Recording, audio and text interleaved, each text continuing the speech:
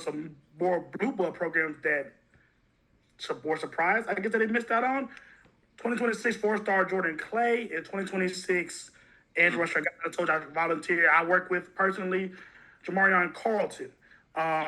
What do those two kids for Baylor represent in terms of a placement of flag of sorts in terms of Aranda in the 2026 class, but just in general, the kind of cash he should have in Texas high school recruiting?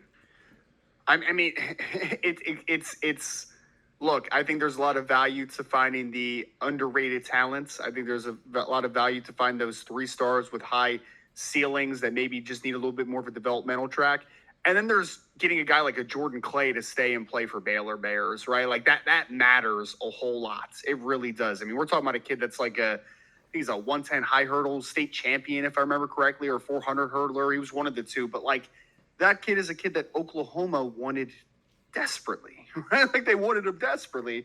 And the fact that you're able to keep him in the States matters so much. I mean, that kid had offers from Texas, from Oklahoma, from Notre Dame, from a lot of really good schools that would have taken him in the class if he wanted to come.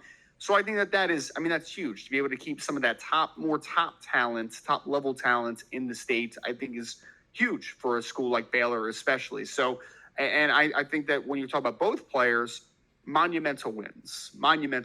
And if you start sprinkling in more of those type of wins with identifying and developing talent both in the recruiting ranks and in the transfer portal, I think that just speaks volumes to the development. Because again, like when we get to Sawyer Robertson and we get to Travion Barnes and those types of guys, neither were crazy high school recruits and both come from the transfer portal, and you still found and are developing them to be stars in your program. So I think it's monumental to be able to get that high level talent to be able to stay in the state of Texas, especially.